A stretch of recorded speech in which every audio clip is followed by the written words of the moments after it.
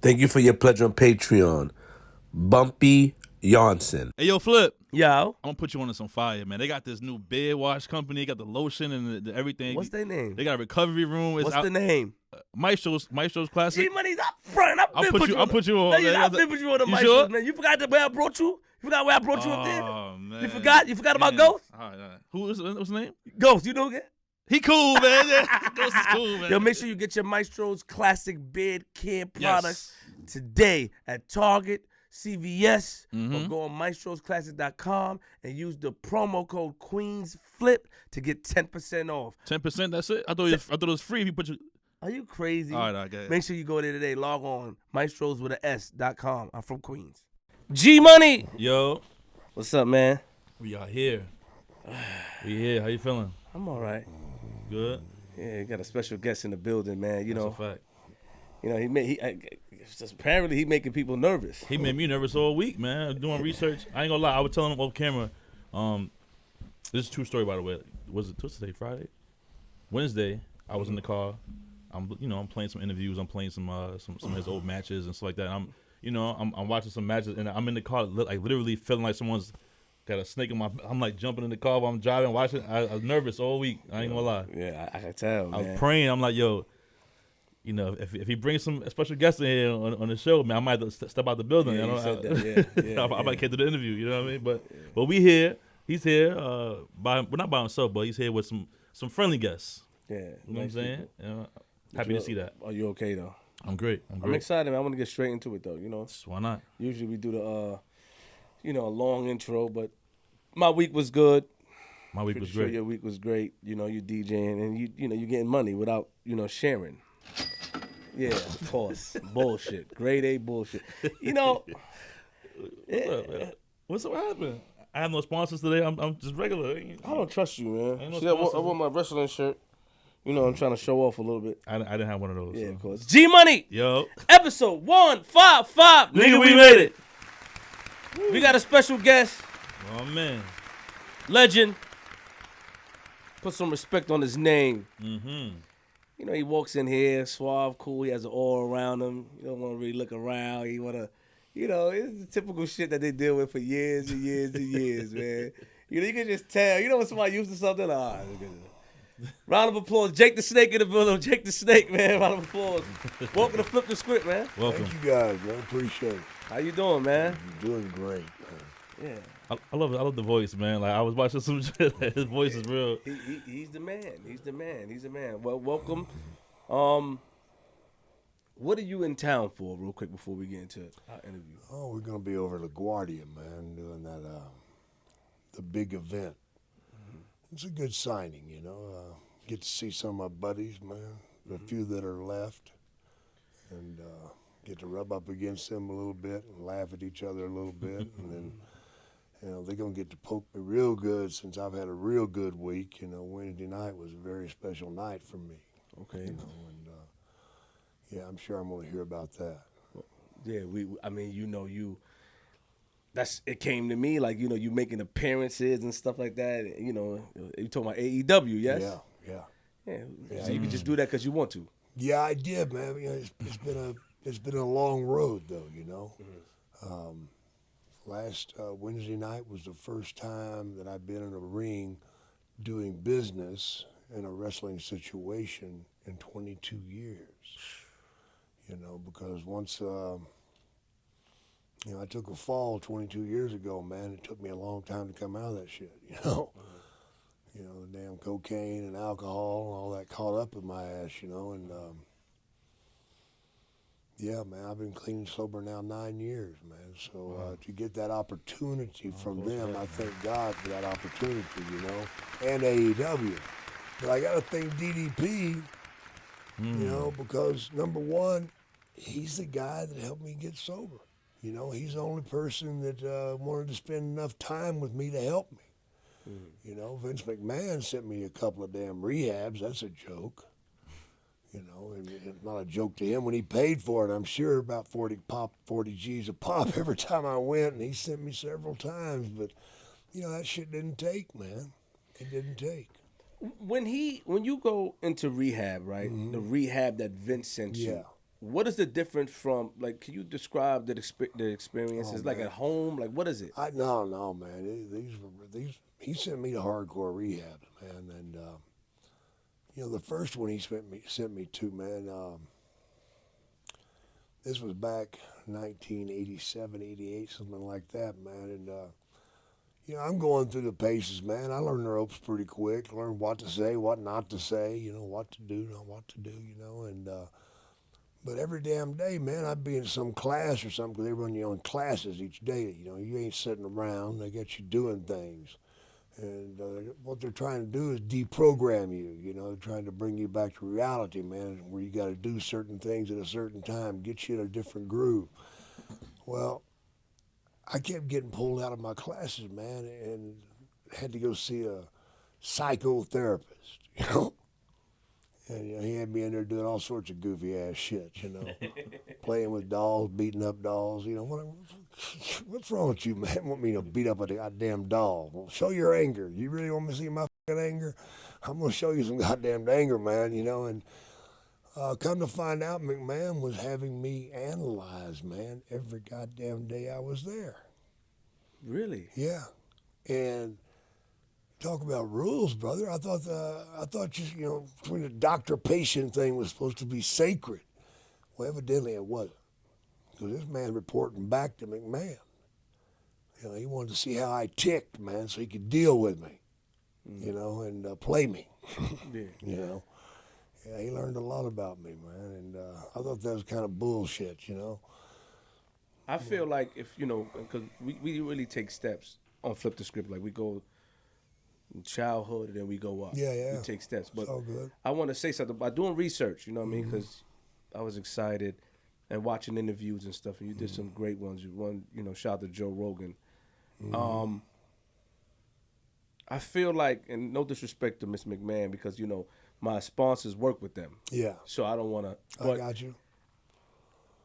When you said that he heard they screamed DDT when you did the thing with Hogan, and he told you that, and you wasn't champion on that, how they call it, in WWE. It kind of bothered me. I feel like that was intentionally done to me, because, and what I mean that is that unless you say, well, QueenzFlip, my behavior made him not trust in me. I just feel like it was why weren't you a champion? Why didn't they put the belt on you? The reason they didn't put me as a champion is they didn't have to.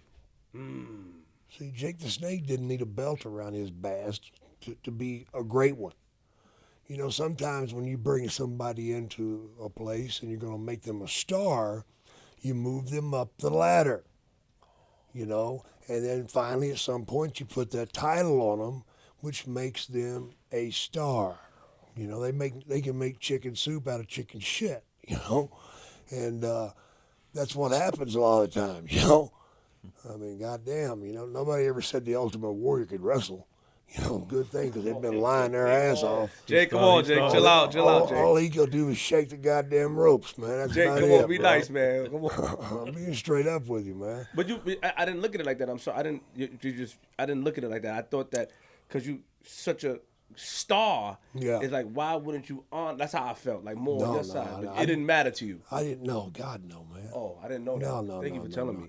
Man, I truly enjoyed performing,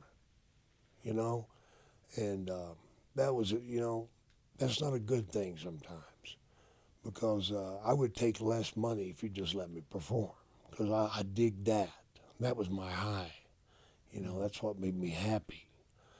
Whenever you can go to the ring and get inside of a building and say there's 1,000 people there, and you can control their emotions. When you can make them happy or sad, you can make them jump out of their seats and go crazy. You can make them flip out. You can make them turn on you. Man, that's a rush. And I love doing that. And,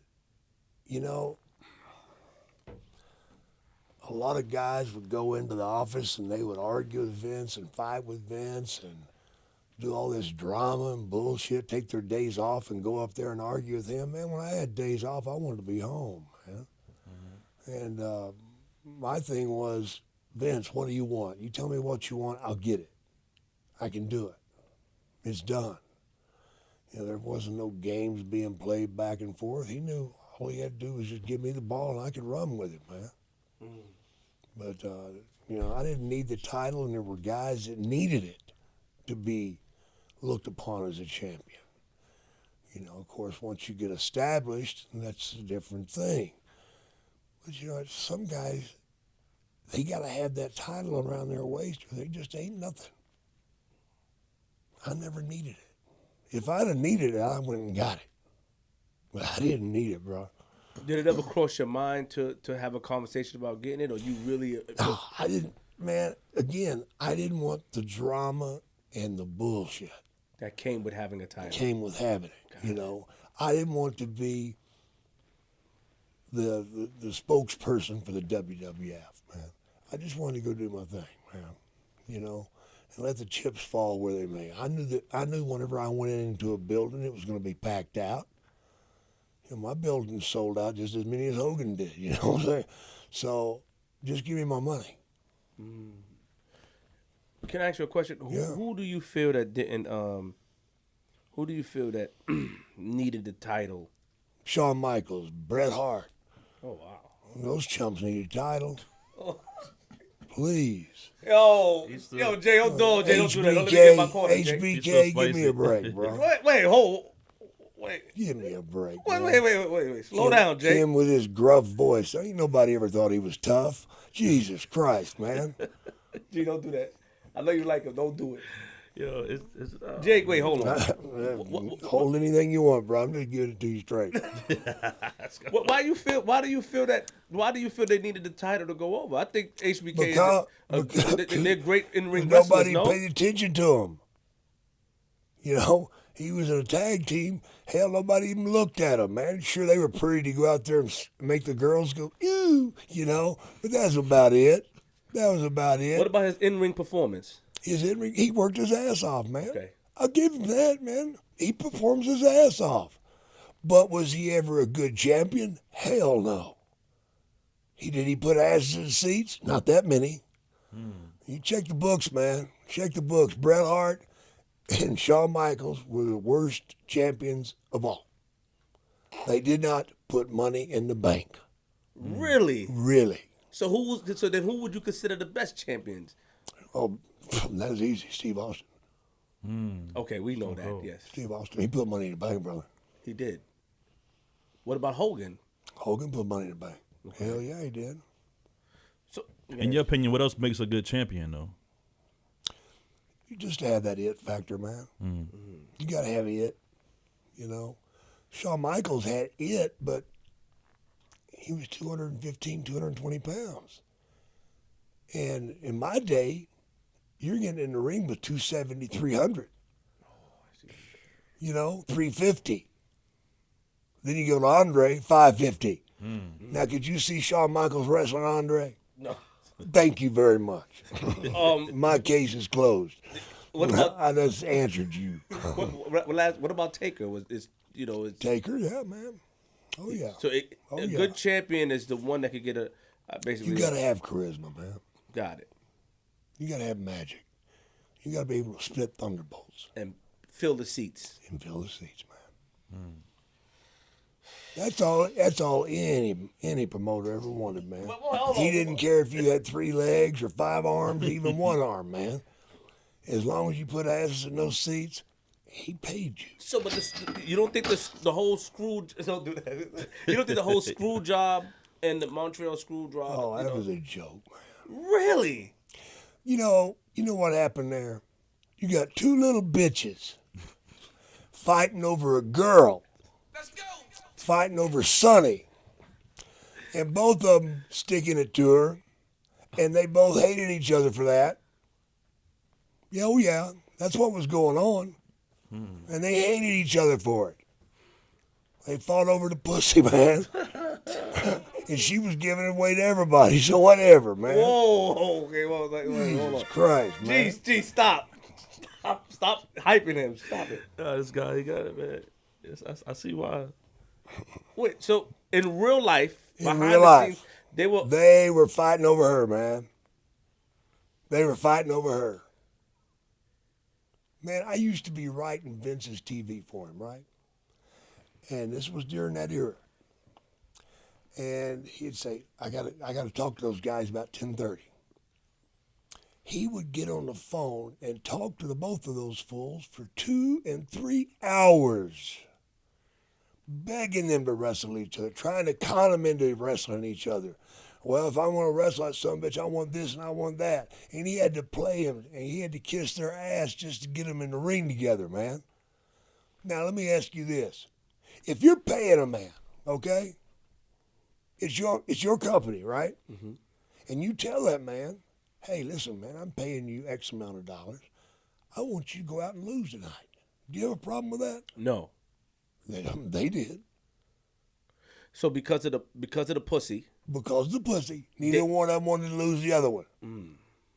Because they felt like the winner was going to get the pussy, I guess. I don't know, man. Let's go. Gee, chill, man. Yeah, man, that's real, bro. Really? I swear on my... I'm coming here to bullshit you. You got me sitting here to hear the truth. I'm going to give you damn truth, man. Ain't no bones about that shit. You can ask anybody, man. Jesus Christ, man. Who? God, sorry about this. It's okay. Over Sonny. This is Sonny right here. Tammy Lynn. Oh, man. Come here, man. Hey, I'm on a podcast. I got to hang up. Bye. Oh, sorry about that, guys. So, and that's what happened. They were fighting over the pussy. That's what it was about. Yeah. But you don't think that? So, but they were jealous of each other, man. But who do you think was better? Do you think Sean would be because of his? I think Sean was a better showman than Brett, no doubt. Brett was boring. Brett was a great wrestler. To me, Bret Hart would have never been champion. He belongs on the 5th or 6th match in a tag situation. He was a great mechanic in the ring. But brother, there's a million mechanics out there that ain't got no damn nuts to turn, you know? He wasn't, Bret. Man, why do you think he was in a tag team situation all those years? Because Bret Hart did not have any flash, man. He didn't have no flash and no bang. Shawn Michaels give you all the flash and bang. You know? Bret would work his ass off. Make no doubt about that. And he was a great wrestler. But he wasn't 6'5" either. He wasn't 6'3". He was barely 6 foot. What's special about that? Nothing. So, are those the only two you feel like the championship was wasted on? Oh, yeah. Yeah. Well, I'm sure I could think of some more. But so Triple H is good. Triple H was a performer, yeah. Yes, okay. He worked his ass off, yeah. Triple H is good. Yeah, he's a good champion. And you like Brock, and Brock is okay. I don't even want to go there. You know. Why you say that? I watched an interview, you say you don't want to go there. The thing about Brock is, man, he's not an everyday wrestler. You know, he's a once-a-year guy. Or 3 times a year guy, you know?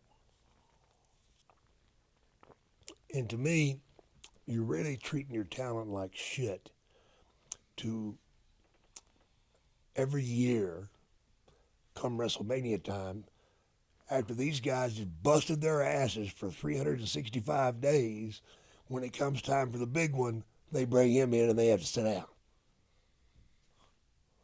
What's wrong with that?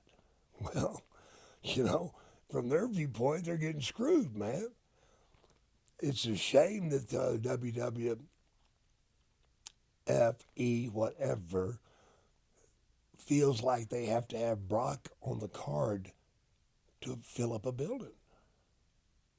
But isn't that what the reality is? Isn't that? That is the reality. Because times has changed, yes?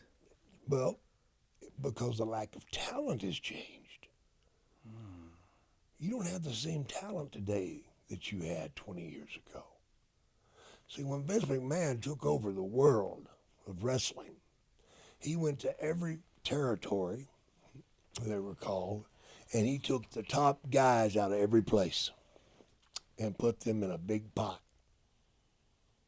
And then from 1984, 85, when it started, he had everybody that ever had a name under him. And then he used them up because they got one shot at Hogan, one time around, then they were gone, or they went somewhere else on the card. You didn't wrestle Hulk Hogan twice on 2 pay-per-views back-to-back. Not back then. No, sir. He beat you the first time. That's what made Hogan a star, is the fact that McMahon fed him all the great talent there was. That's why you call him a champion, because he beat everybody, including Andre. Brother, you could put a midget out there, and if he won every goddamn match he wrestled, pretty soon you're going to start calling him a champ. So plain and simple, man. People eat what they are fed. In other words, if I dress somebody up with strings on their arms and stuff and tell them to go out there and shake a rope, you're going to win every match, pretty soon they're going to put the belt on you, and guess what everybody says? He's the fucking best, man. Are you kidding me? I'm going to ask you a question. I never really heard you talk about this. What are your thoughts on The Rock? Fabulous. Really? Fabulous. What made The Rock fabulous? He had the it. He had a hell of a body too. He could do the interview. He did everything that a great wrestler does. He performed. He could talk his ass off, and he was built like a brick shithouse, man. Motherfucker put together. When you look at The Rock in those days, that looked like a goddamn man out there in the ring. He didn't have no long blonde hair. He wasn't chasing Sonny either. Oh, come on, don't do that. Jay, don't do Breaking that. his heart over Jay, there. don't do that. Hey, you can't do that, Jay. He's gonna go home and have to dress his Shawn Michael doll up. No, because I look, when you speak, we got to take you you have this way about you, this monotone that this is what makes you who you are. You know why my voice is like that? Why? Because I got a knee dropped in my throat when I was 20 years old, and it crushed my voice box. Really? I can't yell. If my life depended on it, I'd just be dead. Because this is as loud as it gets. And you just used it to your advantage. Yeah, absolutely. That's what a smart man does. Interesting. Take what you got and do something with it, man. Don't bitch about what you got. Let's take because you got me. I got him messed up, man. But not actually, because I wanted to wait till later. But I also wanted to ask you this. I can ask you it now. Then we're gonna go back a little bit. Racism in the WWE. Oh yeah. Back in the days, you were there back in the days, and I never heard you talk about it. But I want to ask. It's always been wrong, man. Did you witness it yourself? Because you'll hear Teddy Long say that Ric Flair called him the N-word back I in the wasn't days. around that bullshit, but I believe it. I know Ric Flair, so I believe that. There's always been racism in every walk of life, as far as I remember, man. I mean, when I was in the 3rd grade, they integrated, man. And hell, I didn't know what this black and white thing was. I never have. I don't understand it today. I don't know why the white man was so messed up to pull that bullshit. It was wrong. It's always been wrong. Slavery's not a good thing for anybody, man. It's bullshit. We all eating and breathing, man. We ought to be able to sit down at a table together. I don't have no color about me, man. I never have and never will. But back in the days, with the African American or the black? I think they've always been used, man. Wow. Back in the 70s, man, whenever I first got into wrestling, I seen that shit. They were never pushed to the top. They were always held back. They were the better athletes, and it was wrong, man. And some of them, they bowed down and played the game and went out there and acted like a fool, which was what the white man wanted at the time, wanted to humiliate them. It's wrong, man. That shit's always been wrong. Oh, man. I ain't got time to waste on that bullshit, man. We all know it and we all see it. Yeah, so like Flip said, we're gonna take a step back now and go back to the early days. And me in particular, I want to go back before the early days. Like usually we go back to the childhood, but I want to go back before the childhood. You know, there's a story obviously that's online, and most people may know, but for those who don't know, can you explain how you got into this world? Because it's a crazy story between my you. mother was raped, man, by my father. Mm-hmm. My father was dating my grandmother. And my grandmother passed out because they'd been out partying. And he simply went to the next room over, man, and raped a 12-year-old girl. Mm. You know, in those days, it was pushed around and slid under the rug and bullshit. Right. And, you know, he married her. She was 13 when I was born. She had 3 kids before she was 18, at which time he divorced her. Mm. My brother was given away to a family member because she couldn't raise no kids, man. She wasn't 18 years old, had 3 kids. What was she going to do? Right. You know, wait tables at a restaurant? That's about all. That's what she did, too.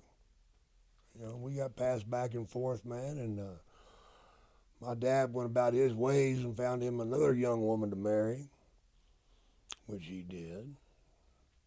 I don't know how old she was, but she damn sure wasn't old, man, because when I was like 12, she started molesting me, and she was only like 21 at the time.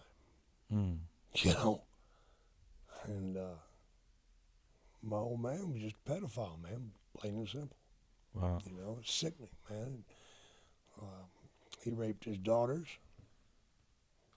My sister was kidnapped and murdered by her husband's ex-wife, which was a money game they were playing.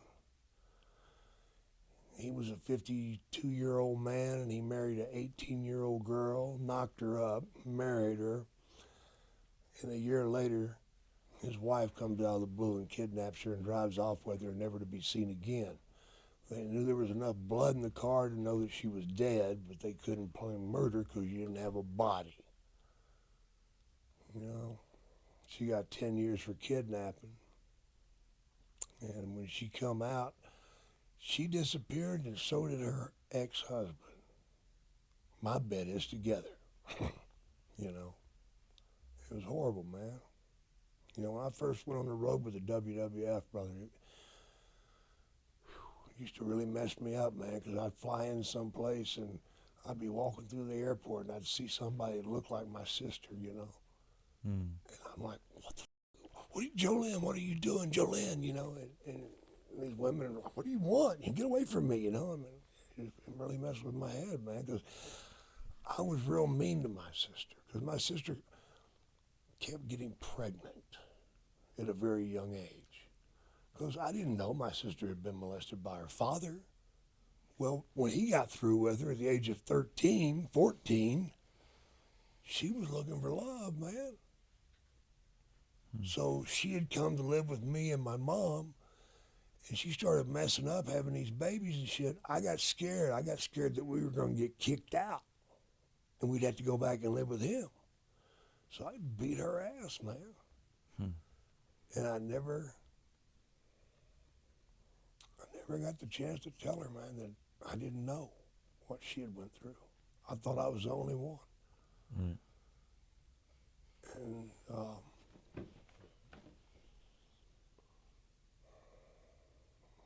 it makes you sick when you think about it, man.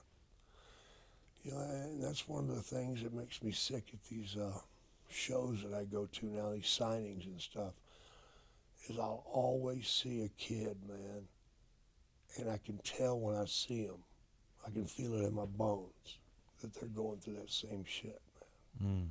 Because they got that look in them, man, and they're quiet.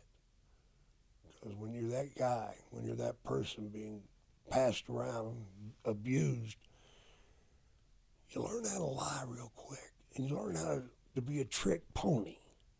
You know when to do things and when not to do things, how to play it safe, because you don't want to piss off your abuser, man. And that's what I see in some of these kids, man, and it really fucks with my head, man. Really does, because I want to look at the motherfucker and go, you piece of shit, man. How can you do this kid, man. And they always have the kids around, and they're always holding on to them, and I don't even want to go there, man. That's just sick shit there, man. So how was it growing up for you? I mean, obviously you had a lot of, a lot going on emotionally, Yeah, like, man. you had any good times growing up? Yeah, man. I put up with that shit for about a little over a year. And at that point, I couldn't deal with it, man. Because, I mean, I could count her steps coming down the hall, man. Because, see, my old man, he was out wrestling. So he wasn't there. I'd hear her come down that hall at night, man. I knew where she was coming. And she'd take me in the other room, make me do shit. And afterwards, she'd beat my ass. What with my head, man? Wait a minute, I'm doing what you tell me to do, and you're still going to beat me with these wires and hairbrushes and sticks. And,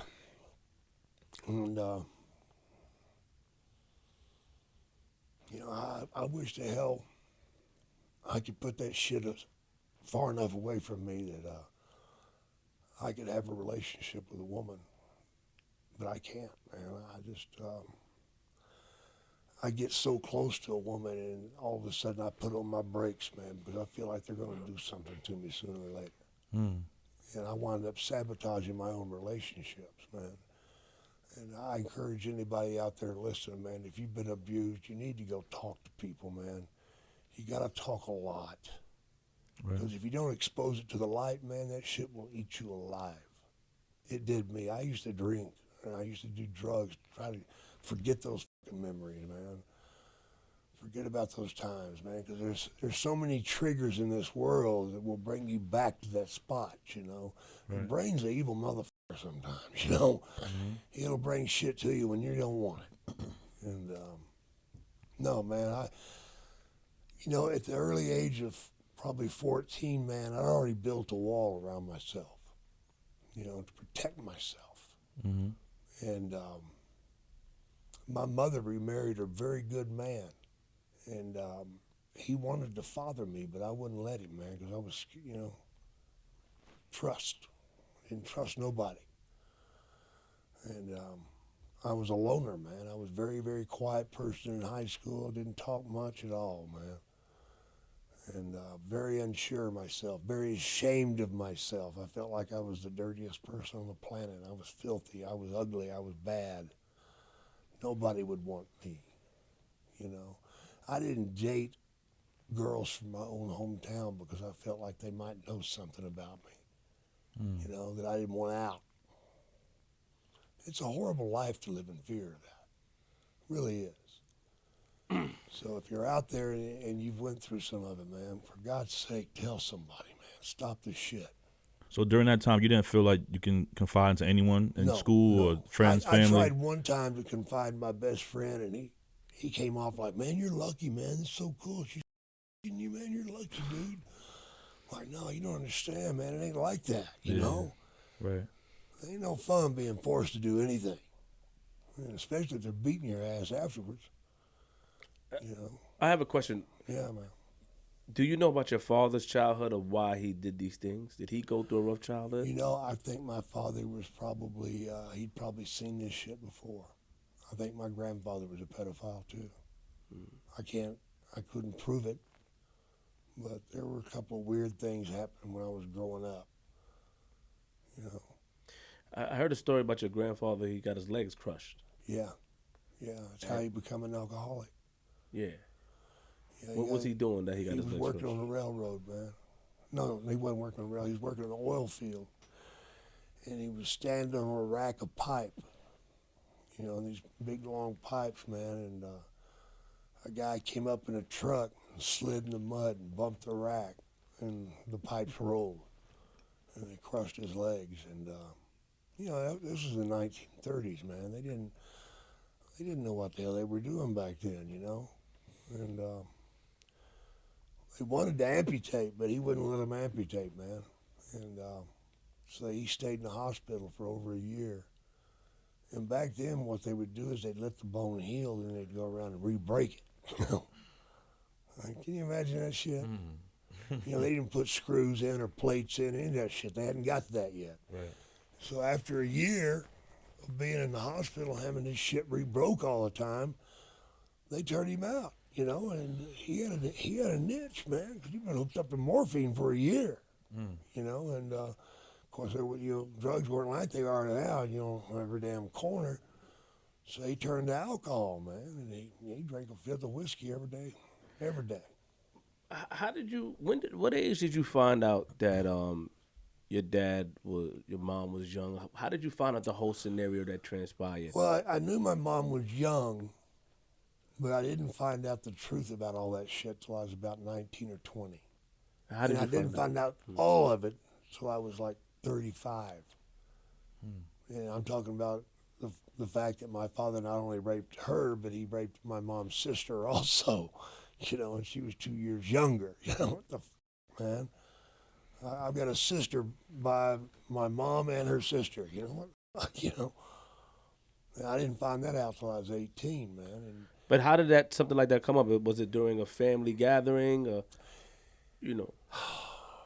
Because there was no phone. You hear things, man. You hear things, and you experience things as a kid when the older folks would have meetings and shit, you know, and then you'd hear something come out, you know. My grandmother was real bad about letting things out. You know, she was a wild woman, and she told me that her only regret in life was not killing my father when she had the opportunity. So at some point, I asked her why, and she told me. And I didn't believe it, didn't want to believe it. You always want to look up to your father, man. In my dreams, my father was going to come back to town someday and rescue me, and we were going to ride off on wild horses, man, and be happy forever after, man. You know, living in shame's a bitch. You know, and you know, I started hearing when I first got into wrestling. I heard, you know, murmurs from the other wrestlers about him being a pedophile. It was tough, man, because I was angry a lot.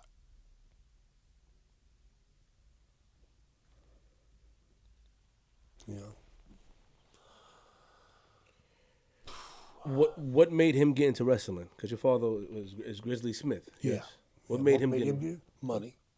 Money? He was 7 foot and 425 pounds. Man. Yeah, he's a big guy. Big mother. You know. So, opportunity came knocking on his door, man. He didn't know anything about wrestling, but somebody, you know, back in his day, he was a circus freak, you know, because he was so damn big, man. No matter where he walked, he was a big around, man. Sort of like Andre the Giant, you know, was in his years, you know. That's how he got into it, man. Do you recall seeing him fight? And oh yeah. what was that like for you? He used to play me. Yeah. It was horrible, man, because he played me. What do you mean? He made me believe it was real, and so when I would see him bleeding, I would get scared. When I would see him laying in the middle of a ring and the guy jumping up and down on him, it scared the fuck out of me, man. I thought my daddy was going to die. I remember specifically one time he wrestled this guy called the Assassin in Oklahoma City. I was 13. I don't think I was 14 yet. I was 13. And my dad had bled a lot in the match. And I didn't know how he got that blood. I thought that man had got it for him, you know. I didn't know he cut himself to bleed. And he came out and he was wobbling as he came out to the car, you know, and I was scared. I was crying my eyes out, man. I thought he was dying. And we got down the road a little bit and he said, son, I don't know if I'm going to make it. You're going to have to drive. I've never driven I'd driven my grandpa's truck out in the field. Right. But he put me behind the fucking wheel, man, and said, get me home. Just get me home, son.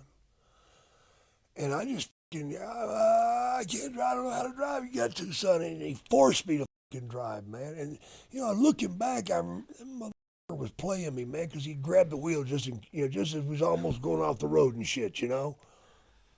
But at the time, I didn't know, man. I was scared to death. I was crying my fucking eyes out, man. Right. But what I'm saying is That's so f***ing evil, man, to play your own fucking kids like that. Have your kids living in fear. But such bullshit. if you heard the whispers, right? He worked backstage. They said he worked backstage at WWF at the time. Yeah. And nobody, like, it was just okay Yeah. They just, because he was good at what he did. just because the way people are, man. So that shows that business surpasses morals. It shows assholes are assholes, man. That's all. Oh, you put it better than me. Yes. Yeah, assholes are assholes, man. He wasn't doing that shit back then. He'd already gotten, old enough. I guess his dick wouldn't get harder anymore or whatever. I don't give a shit. Sorry, I'm sorry. You know what was hard, man? I'll tell you what was hard. And a psychiatrist got me through this. Because I went to him and I said, man, I told him about my dad, And he listened to me. I'm like, man, I hate him. I hate him so much. He said, yeah, but you still love him. And that was true. And I used to get angry at myself for loving him. And I would hurt myself, I get so fucking angry, I just punch my face or run my head into the wall and shit, man. And just, why can't I quit thinking about him? He's a piece of shit, man. And this doctor finally explained to me, he goes, man, you can try all you want, but at the end of the day, he is still your father. So, what can you do about that? I'm like, well, I'd like to kill him. But I told him, I said, if you ever pick up one of my daughters, I will kill you. And I meant it. He never picked one of them up, man. But he told me, he said, you got to do something with that. And I said, okay, what can I do with that? And he came up with a way for me to get out of it. And it was, okay, you love him, but you don't have to like the man. Right. And that's kind of how I got by, man. That, and whenever somebody that my dad knew or knew about his bullshit, I avoided them. Because I didn't want to hear the jokes. I didn't want to hear that shit, man. Did you and him, when you got older and you were in the business and you see him backstage, yes? Yeah. Did you guys speak? Were you cool with him? We or you talked, not about anything other than business. We didn't hang out with each other. We didn't spend no time with each other. I finally forgave him, man, whenever he was dying. Yeah. They say he passed away. But I don't think I did it for him. I did it for me. He died from Alzheimer's, right? He had Alzheimer's? Yeah. When he died, he weighed about 155 pounds. A bag of bones, man, curled up in a fetal position, man. Wow. Did not know his name or nothing else. I remember the last time before he died, I tried to play ball with him. And he was in a bed, and there was a ball on the bed, and I'd try to roll it to him and get him to roll it back to me.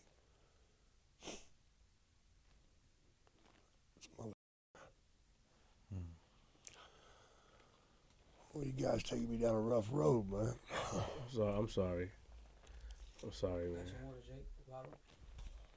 Yeah. I'm sorry. Yeah, let's get away from this, man. Yeah. So, you're wrestling. Tell us the time, because I heard in an interview that you started as a referee. Yeah, I started as a referee. Yeah. What made you go and become a referee?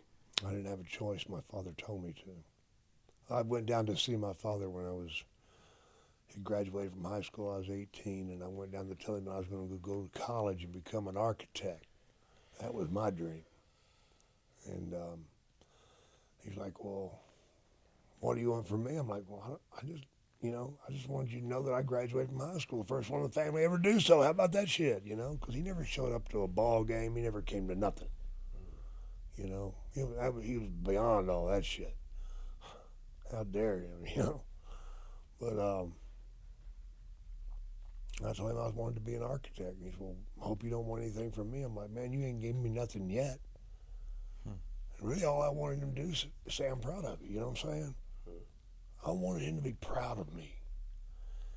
And a few nights later, man, I was drinking and watching wrestling.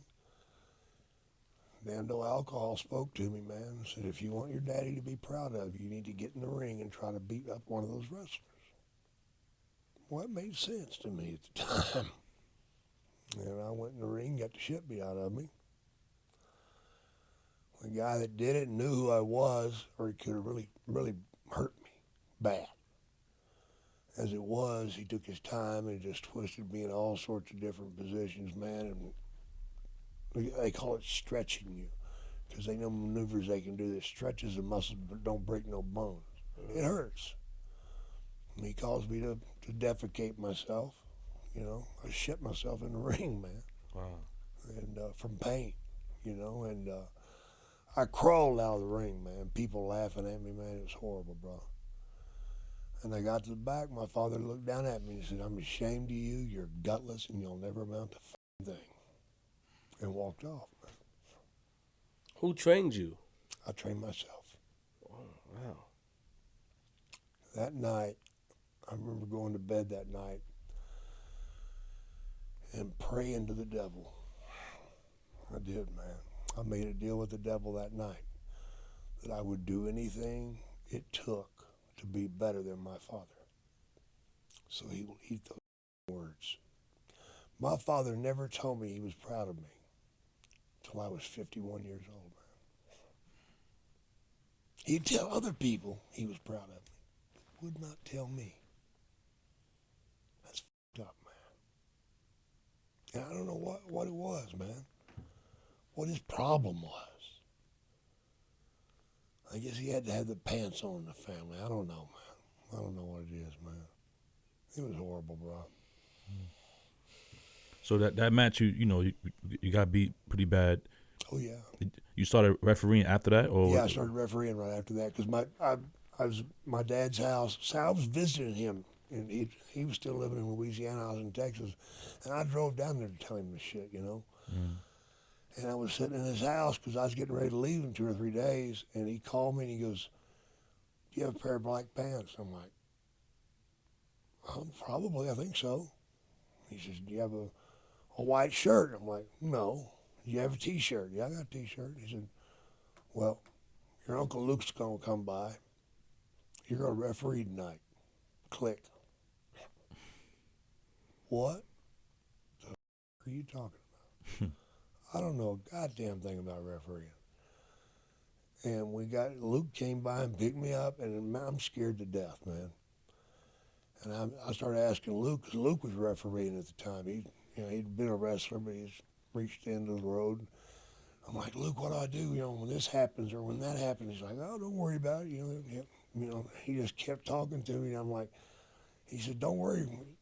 I asked him about, do I disqualify a guy if he don't listen to me? He says, "Well, you do if it's the finish." I'm like, "The what?"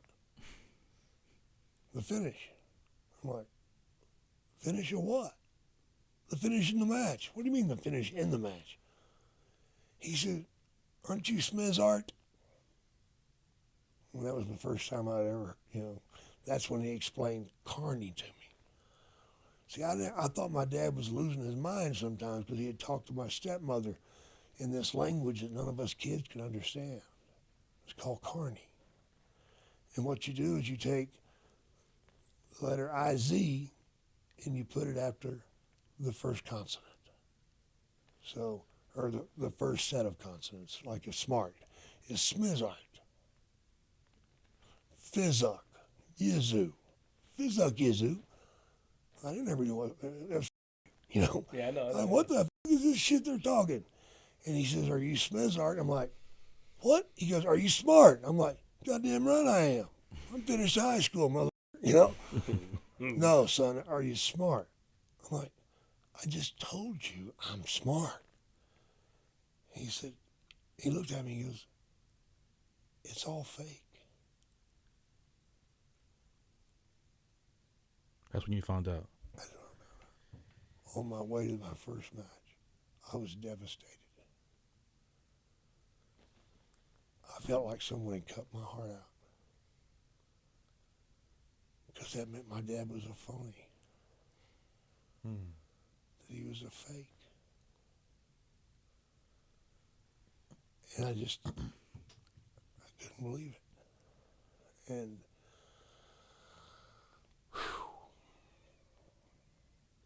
well, I was a strict referee there first, you know. Nobody got away with shit. You couldn't do shit behind my back, because if I even thought you did it, I'd call it, you know. How long you was a referee for? Oh, about a year. And then you went to wrestle. Then I started trying to Who was your first match? A guy by the name of Bill Ash. Bill Ash. Yeah. Was he good? Yeah, Billy was all right, yeah. I mean, he wasn't an old pro or anything, but he knew what he was doing in the ring. He never made it anywhere. And when did you come up with you didn't have your finish move at that time? Oh, no. Okay, what did you used to do Oh, my finishing maneuver was on my back, looking up at the lights, you know.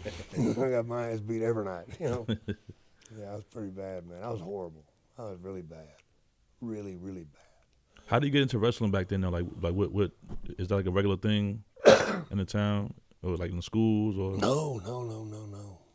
I went cold turkey, brother, right in there, and just watched and tried to learn from watching. And I was really bad.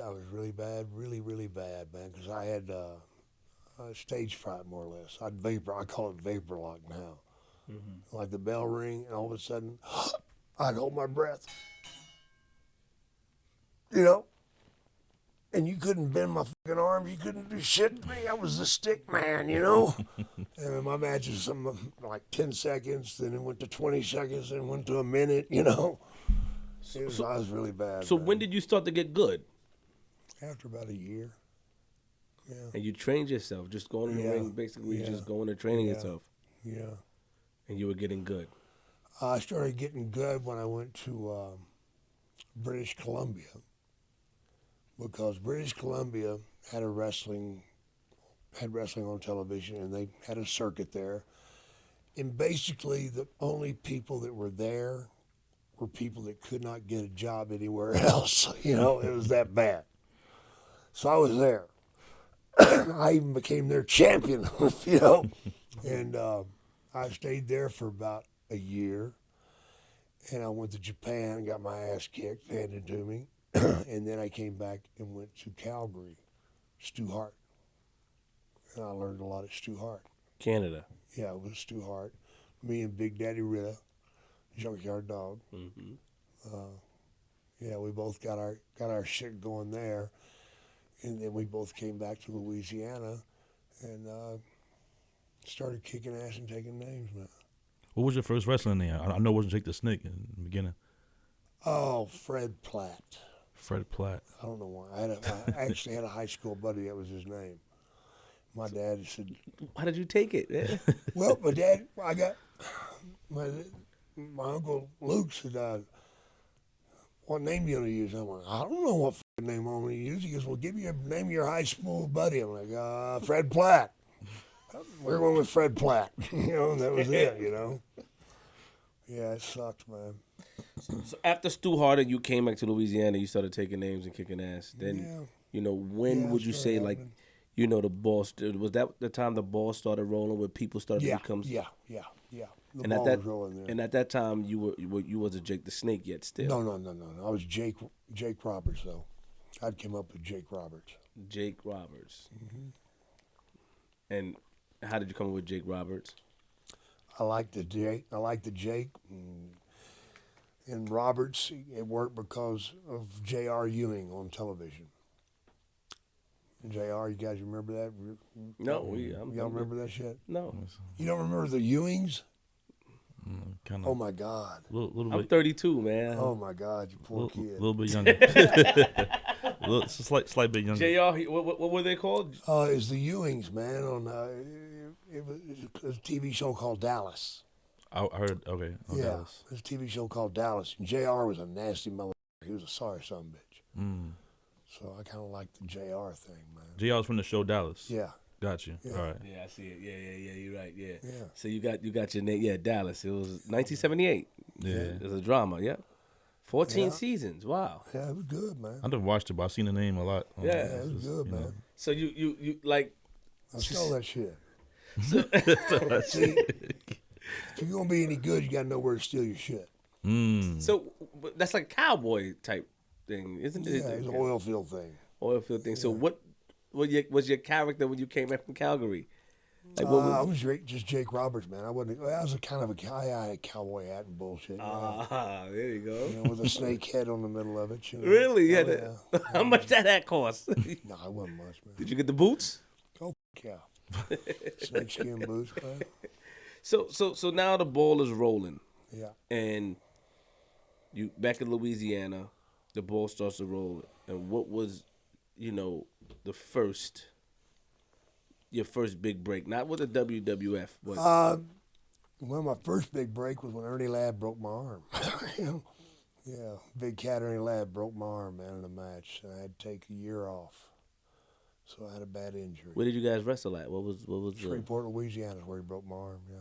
and how did he do it? I don't really remember, bro. It just snapped. And you wanted to still wrestle? Was that when you wanted to still I wanted wrestle? to keep on wrestling. And he threw up on you? No, that was later on.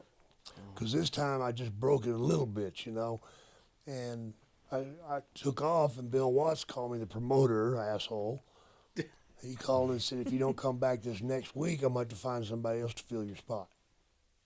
I'm like, well, damn, man, I've only been out 4 weeks. I need to wait longer. Well, I'm just telling you. So, I said, I'll come back. So I cut the cast off. And my third match back, I re-broke it, and this time it came out. The bone came out of my arm. And that's when my opponent puked on me. You went to, now you in WW. How did you get the gig? How did WWF call you? I had an argument with Bill Watts about money. And he explained to me I wasn't going to make much more than I was making. I said, well, I'll see you later then. So I gave him my 2-week notice. You know, I'd finish up in 14 days. And it was really the first time I ever stood up for myself with the promoter, you know, really stood up, made a stand, you know. Right. But I was tired of being f***ed over, you know. And and I couldn't stand that son of a bitch. He was a racist piece of shit. He was very, very abusive to all people. But I called Vince McMahon, and they first thing they said was he's out of the country, won't be back for 3 weeks. So I'm like, oh my God, I just quit my job now. I ain't gonna have no money. My wife's gonna kill me. But he knew who I was, and he called me back about an hour later. Said, get on the airplane and fly up here. And that's when the magic happened, man. I heard the story that of, when you started doing a DDT, but they said that a guy, An accident. yeah, they said that a guy was Stepped doing it on my before. foot. A guy named Black Gordman was doing it before. They said, did you ever hear that? I've heard that Blackie Gordman did it, but I never seen him do it. I never seen it. He called it the diamond drill twist or some kind of bullshit like that. Diamond drill or something like I don't know. But I seen Blackie Gordman wrestle. I never seen him do that shit. So you just heard it, just hearsay. Yeah, it's bullshit. I don't really buy it. I never seen it. I know how I discovered it, and it was by accident. And you tripped. The guy stepped on my foot, and we fell backwards. And I held on to his head. And he went down, and I got up, and he was still down. It worked. Yes. So, when did the whole snake thing come into play? When I went to work for Vince. He's the first person that would let me bring a snake in the ring, and it was his idea to bring it in the ring. I'd asked Bill Watts to let me carry a snake into the ring. And Bill Watts' reply was, what the f*** do you think this is, a f***ing circus? Well, Bill, yes, I do. Never mind. Yeah, he wouldn't do it. Why also you Brutus the Barber Beefcake? Mm-hmm. When you asked about him, you said, I don't want to get into it. Is there any- This ain't nothing to talk about, man. I never wrestled him, and wrestled him once, maybe twice, I guess. I don't know. But just different styles, you know. I always enjoyed working real hard in the ring. I always enjoyed working solid. You know, not hurting anybody, but you knew I was there. Mm. You know, and some guys don't like that style. What style do they like? Light as a feather. You know, and I just don't like that. There's several guys that do that shit. I just don't get it, man. Because of your promos and how you were able to cut promos and how you were, do you think that your past made you that way to cut, you know, to I think a lot of my upbringing gave me the mentality that I have, you know, and I use. There's a lot of things that happen to you in your life that formed you, brother. You know, and there's a lot of my past that comes up. You know, I think one of the reasons my mind was so sharp was because as a kid I was having to think quick to keep my ass out of harm's way. I think any child is like that.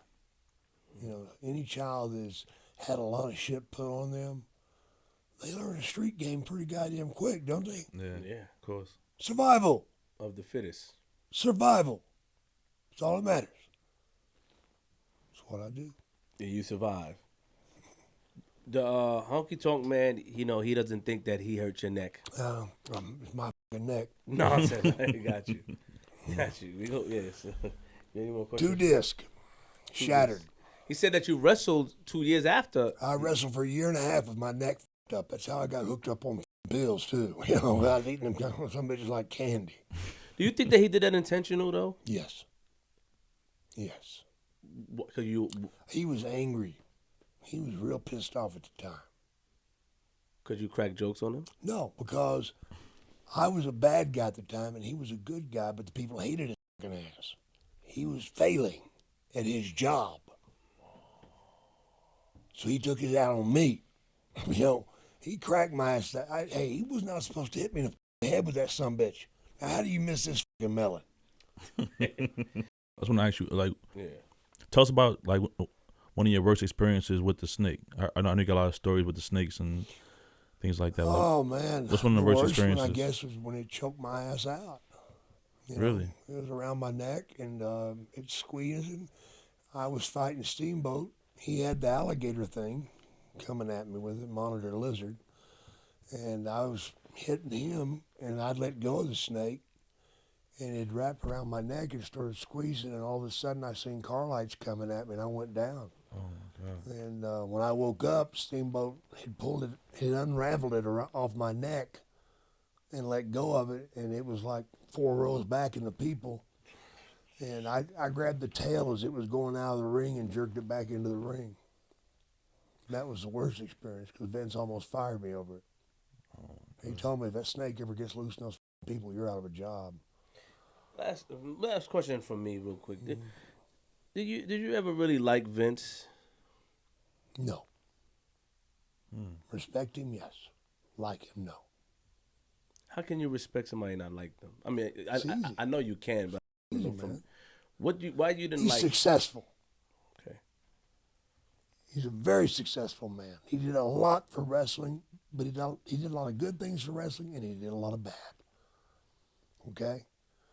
But I respect him as somebody that came into this business and fucking had the balls to go for it. Boy, did he go for it. Just like he's going after the XFL, right? I like that product, by the way. But what made people not like him? People hate people that are successful, man. Come on, jealousy's a motherfucker, man. Give me a break. You're not a hater. No, I'm not a hater, but we don't like a motherfucker that has that much money, you know? How many billionaires have you met? One. Okay. Bloomberg. Me too. Well, all right, man. Me too, bro. Thank you guys, man. It's been a pleasure. Well, in closing, you know, if you don't mind, let us know what's going on now with you. Anything coming up in the future? Oh, man, you wanna there's talk all about? sorts of great stuff happening with the old snake, man. I'm going to have a couple of surgeries this month. Got to have my hands worked on. And then I got to have prostate surgery. There's no cancer, so that's good news. Nice. My book will be coming out shortly. I still haven't come up with a name for it yet. I thought about calling it That Fucking Book About Jake. You know, I kind of like it. It's kind of catchy. You know, That Fucking Book About Jake. You know, I like that. Anyway, still doing the comedy shows. I just got through doing Australia. Very, very successful over there. Doing Comic-Cons, doing a signing tomorrow, man. Nice. Got a couple of movies in the works. I'm going to play the father of a girl that gets bitten by a vampire bat, and her vagina becomes a vampire eater, man. It starts biting guys' dicks off and shit, man. It's a crazy-ass movie. Let's go. I swear to God. Why did you? What? Yeah, man. You serious? Yes. Yes, I'm serious. That's pretty crazy. I love What it. made you sign on to that? I get to play her daddy. Well, No, man, I tell you, man, the doors have been open, man. I tell you, I've been blessed getting a second chance at life, man, and I'm really enjoying it. You know, I'm clean and sober now, and I'm going around the world. All these places I've been to before, but I just don't remember them because I was so messed up and didn't take the time to smell the roses, man. I'm running with my grandkids a lot. I've got 9 grandkids so far. Hope to have more. And the Lord has truly blessed me, man. And, you know, he forgave me, man. You know, that's awesome, bro. And I'm just going around trying to help people that are struggling with addiction. You know, while I was in Australia, I had the opportunity to go to a couple of places, man, and speak. And I really dig it. I think those are my people. Here in New York, I've been going to a few jails and speaking at jails. Wow. And I enjoy it, man, because those are my people, man. You know, by luck or by God's will or whatever, that I'm not in a prison somewhere. Because I damn sure did the shit to get you there. You know, and maybe McMahon made me enough money and gave me the notoriety to keep me out of jail for a while. But I'm just grateful that I didn't grow up in this age of these damn phones and shit, man, because you wind up in jail real quick, you know, doing some of the shit I did. And I just thank the Lord for real people, man. and DDP as well. Oh, yeah, for real people, though, man. You know, that's it, boys. Nice. Well, we about to sign out. Yeah, We so appreciate you for coming out here, man. Yeah, Round of thank applause one you. time, Jake the Snake. You know what I'm saying? good episode, classic. I mean, I Nice. appreciate it. I appreciate Jake for man. coming in. You know, follow us. What's your Instagram? Jake the Snake, DDT. Jake the Snake DDT, man. All right. Well, Make sure y'all follow us on the page, man, at FlipDaScript Pod, at DJ Gmoney 156, at QueenzFlip with a Z. You know, shout out to Maestros. Shout out to shout out to the whole HOG team. Wrestling. Shout out on the to HOG. building. Yeah. Salute, man. Listen, man. Remember, lock your doors, close your windows, close your blinds, open your blinds. And if you see Jake the Snake on your lawn, Get the hell out of there. yeah, don't be afraid to use a firearm because he's gonna get you. I'm from